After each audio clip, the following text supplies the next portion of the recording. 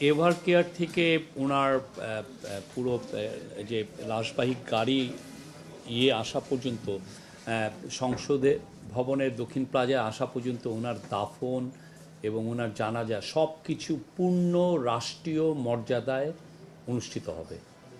পূর্ণ রাষ্ট্রীয় মর্যাদায়। আপনি জানেন উনি আপসহীন নেতৃত্বে ছিলেন। বাংলাদেশ বারবার গণতন্ত্র হারিয়েছিল। উনি প্রতিবারই ওনার বলিষ্ঠ ভূমিকায়, ওনার বলিষ্ঠ নেতৃত্বে আমরা গণতন্ত্র ফিরে পেয়েছি।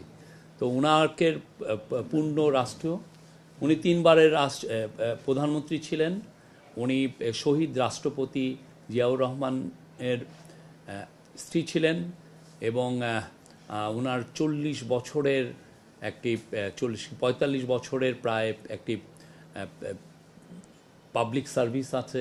দেশের জন্য উনি যা করেছেন এটা অতুলনীয়। আর এই পুরো বিষয়গুলো ওনাদের সাথে আমাদের পুরো কোঅর্ডিনেশন হচ্ছে। কোঅর্ডিনেশনের জন্য স্পেসিফিক আমরা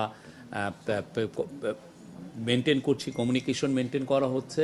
প্রত্যেকটা অনুষ্ঠান আমরা সুন্দরভাবে সুচারুভাবে করার সর্বোচ্চ চেষ্টা করছি এবং এই বিষয়ে তারা আমাদেরকে পার্টির তরফ থেকে আমাদেরকে পূর্ণ সহযোগিতা দেওয়া হবে। আমরাও তাদেরকে বলেছি আপনাদের যে ধরনের সহযোগিতা লাগে সেটা গভর্নমেন্টের তরফ থেকে দেওয়া হবে।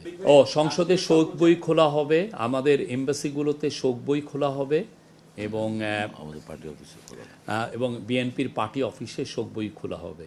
না, এই জন্যই তো পূর্ণ আমরা সর্বোচ্চ সিকিউরিটি কালকে ইনশোর করা হবে। আমাদের ডিএমপির তরফ থেকে বলা হয়েছে, ডিএমপির প্রধান বলেছেন যে মোর দেন 10,000 পুলিশ, এপিবিএন এবং অন্যান্য যারা সিকিউরিটি এজেন্সি যারা অফিসাররা আছেন তারা থাকবেন। সেনাবাহিনী কিছু কিছু জায়গায় সেনাবাহিনীরও তরফ থেকে একটা ব্যবস্থাপনায় থাকবে।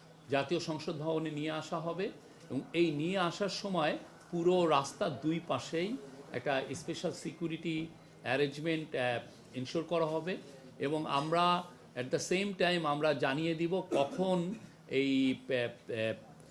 এই পুরো গাড়ি, মরদেহবাহী গাড়িটা কখন রওনা দিবে এবং এটাকে ফুল রাষ্ট্রীয় অনারে ওনাকে নিয়ে আসা হবে দক্ষিণ প্লাজায়, জাতীয় সংসদ ভবনের দক্ষিণ প্লাজায়।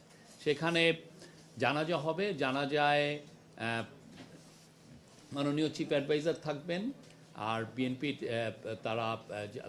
বিএনপির নেতৃবৃন্দ থাকবেন, সমস্ত অ্যাডভাইজাররা থাকবেন এবং আমরা আশা করছি অনেক ডিপ্লোম্যাট থাকবেন এবং আমাদের বাংলাদেশের আমরা তাদের, আপনি জানেন যে কালকে জানাজার কে সামনে রেখেই একদিনের একটি জাতীয় ছুটি ঘোষণা করা হয়েছে, সরকারি ছুটি ঘোষণা করা হয়েছে, 3 দিনের শোক দিবস পালন করা হচ্ছে।